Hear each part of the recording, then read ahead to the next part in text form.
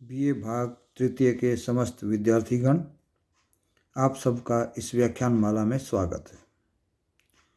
आज हम एक नया पाठ, एक नया साहित्यकार शुरू करने जा रहे हैं और उनके निबंध को भी हम जानने का प्रयास करेंगे।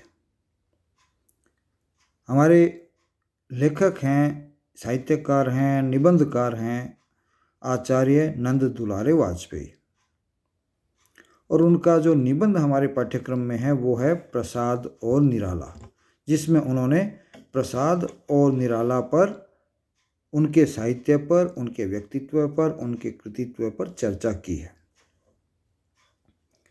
सबसे पहले हम डॉक्टर या आचार्य नंद दुलारे वाजपेयी के जो जीवन है उस पर चर्चा करेंगे। उनकी जीवनी क्या रही, कैसे रही, उस पर चर्चा करेंगे और फिर आपके कृतित्व पर भी हम विचार करेंगे। तो सबसे पहले मैं आता हूँ आपके जन्म पर। आपका जन्म 4 सितंबर 1906 को मगरायल उन्नाव में हुआ था। उन्नाव जिला था, मगरायल गांव का नाम था। और आपका स्वर्गवास 21 अगस्त 1967 को उज्जैन में ही हो गया था। और जहाँ तक मेरी जानकारी है, आपका सेवा में रहते हुए ही स्वर्गवास हो गया था। उस समय शायद उपकुलपति थे सागर विश्वविद्यालय के। उसके आगे हम चर्चा कर लेंगे। आपके पिता का नाम गोवर्धन लाल वाजपेयी था और माताजी का नाम जनक दुलारी था। आपकी शिक्षा बचपन की तो छोड़िए, जो विश्वविद्यालय शिक्षा हुई, एमए में जो शिक्षा आपने प्राप्त की, एमए तक, वो काशी हिंदू विश्वविद्यालय से प्राप्त की। और इसके बाद 1925 में आपका विवाह हो गया, जब आपकी आयु लगभग 25 वर्ष के आसपास थी। 18 वर्ष के आसपास थी, 25 वर्ष, 18 वर्ष के आसपास आपकी आयु थी। आपकी पत्नी का नाम सावित्री देवी था और आपके 2 पुत्र तथा 1 पुत्री हुए। तो ये तो इनका एक व्यक्तिगत जीवन हो गया।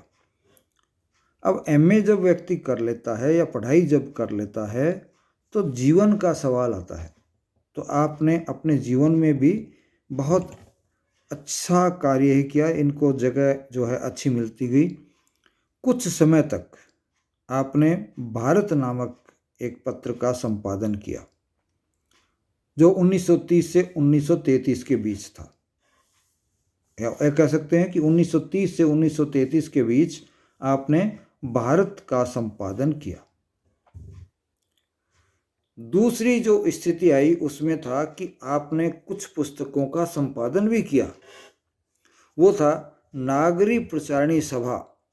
आप सब जानते हैं, हिंदी के विद्यार्थी होने के नाते, नागरिक प्रचारिणी सभा उस समय सूर सागर का संपादन करवा रही थी और उसके संपादन में आपने योगदान दिया। उसका संपादन किया 1933 से लेकर के 1936 के बीच में।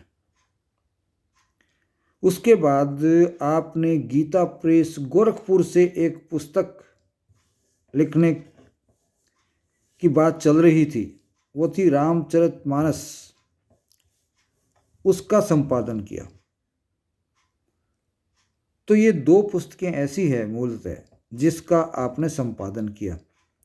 और जब सूर सागर पढ़ रहे थे, रामचरितमानस को पढ़ रहे थे, कुछ अन्य का संपादन करने की जो आपकी प्रवृत्ति थी, उस प्रवृत्ति को जब देखा जाए तो हमको लगता है कि आपको इतिहास का और देश का, इन सब का ज्ञान, या दर्शन का, इन सब का ज्ञान होने से आपकी जो तर्क शक्ति थी, जो बुद्धि शक्ति थी, वो विलक्षण हो गई थी। फिर इसके बाद जीवन के उस क्षेत्र में आपने प्रवेश किया जहाँ की सही मायने में पेट भरने, परिवार का पालन करने की जो बात आती है उसकी पूर्ति हेतु आपने काशी हिंदू विश्वविद्यालय में 19 अध्यापक का कार्य किया। और इसके बाद कुछ लोग ये कहते हैं, हालांकि मैं इस मामले में निश्चित नहीं हूँ, कि आपने 1941 से 47 के बीच में यहाँ विभागाध्यक्ष के रूप में भी कार्य किया। और तत्पश्चात आप सागर विश्वविद्यालय उज्जैन में हिंदी विभाग के अध्यक्ष बन के चले गए। और जीवन के अंतिम समय में, या आप कहिए कि सागर विश्वविद्यालय में जब आए थे, उसके बाद से आपने मृत्यु के समय तक विक्रम विश्वविद्यालय उज्जैन के कुलपति के रूप में कार्य किया। देखिए, आप उपकुलपति या कुलपति जो कहते हैं वो भी रहे हैं, और कहाँ के? विक्रम विश्वविद्यालय उज्जैन के। और मृत्यु इनकी जो हुई थी वो यहाँ उपकुलपति के या कुलपति के रूप में कार्य करते हुए ही हुई थी। अब हम इनके साहित्यिक क्षेत्र को यदि जानना चाहें कि आप साहित्य के किस विधा के मुख्यतः जानकार थे, या किस विधा में आपने लिखा, या किस विधा में आपने कार्य किया, तो आपने कवि क्षेत्र या साहित्यिक क्षेत्र में तो कम काम किया, अन्य क्षेत्रों में खास तौर से समीक्षक के रूप में अधिक कार्य किया। तो हम कह सकते हैं कि आपने अपने कर्म क्षेत्र में पत्रकार के रूप में, समीक्षक के रूप में, आलोचक के रूप में, संपादक के रूप में, और इसके साथ साथ साहित्यकार के रूप में भी कार्य किया।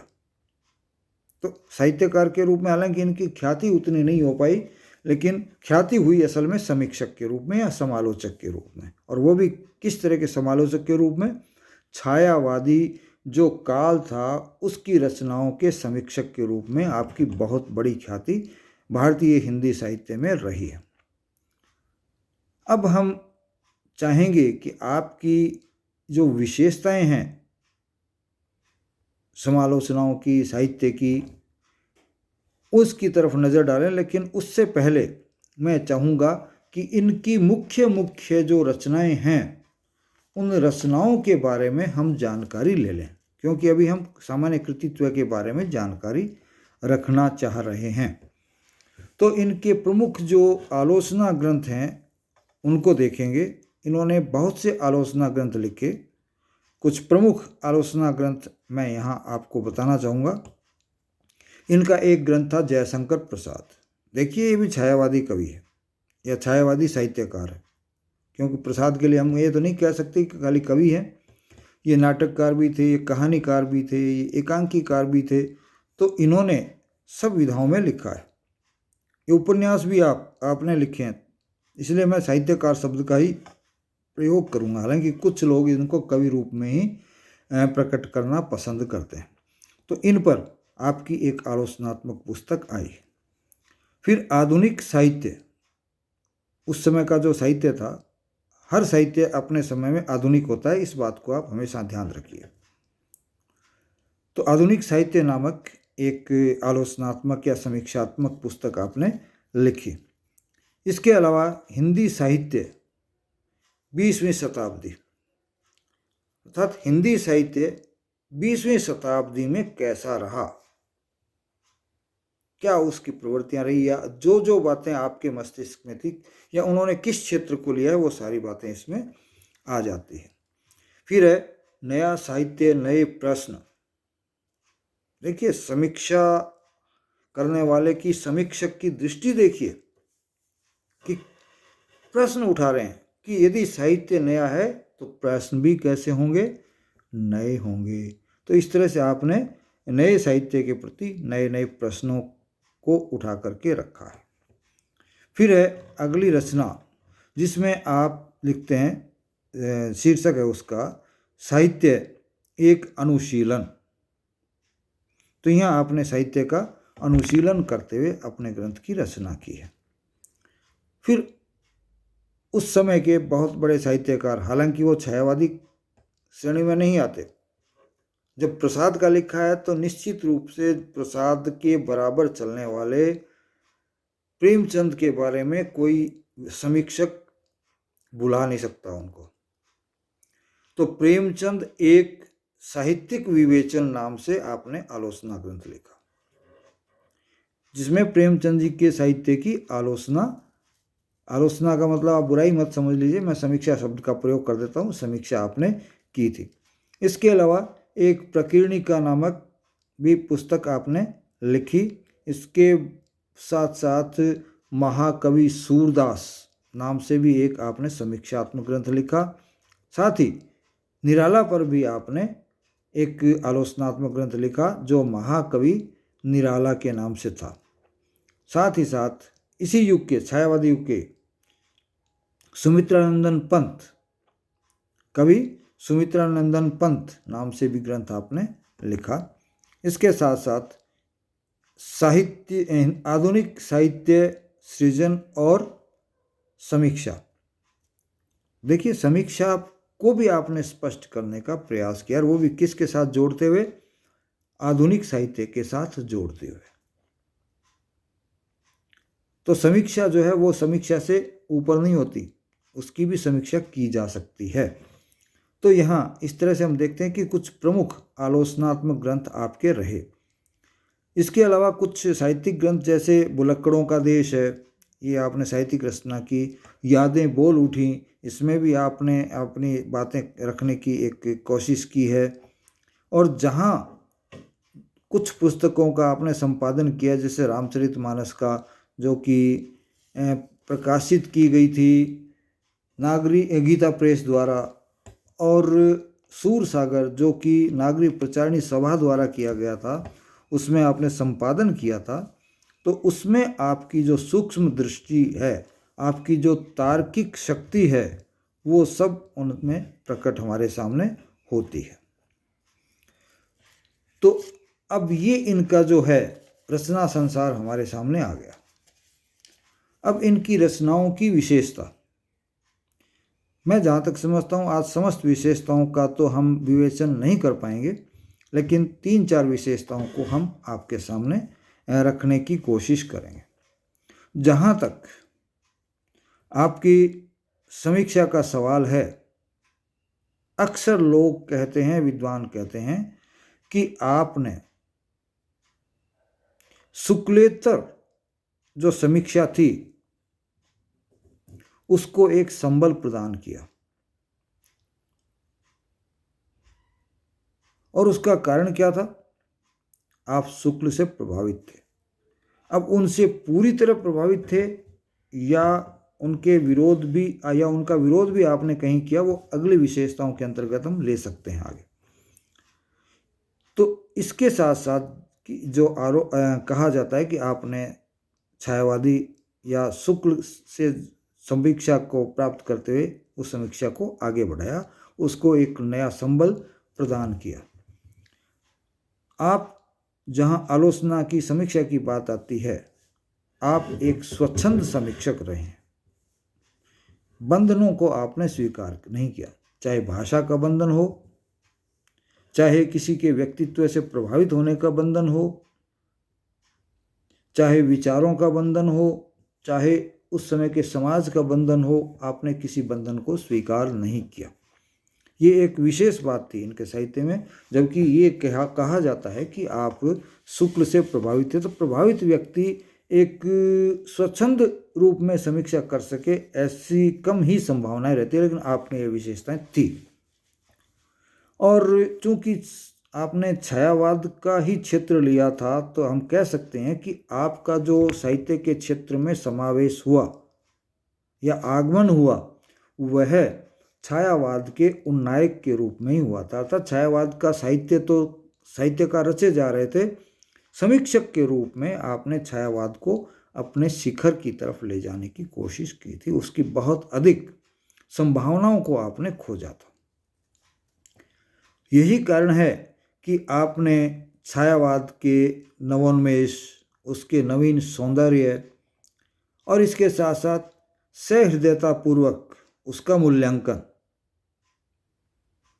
करने का महत्वपूर्ण कार्य किया, जिससे कि छायावादी काव्य को हिंदुस्तान के हिंदी साहित्य के इतिहास में एक महत्वपूर्ण स्थान प्राप्त हो सका। क्योंकि छायावाद के बहुत से जो हैं बुरा साने वाले भी थे, जो बिल्कुल पसंद नहीं करते थे, उसकी बखिया उधेड़ देते थे, लेकिन आप जैसे समीक्षक होने के कारण छायावाद को हिंदी जगत में एक महत्वपूर्ण स्थान प्राप्त हो गया। और इसके आधार पे अक्सर हम लोग कहते हैं और हम भी कह सकते हैं कि आप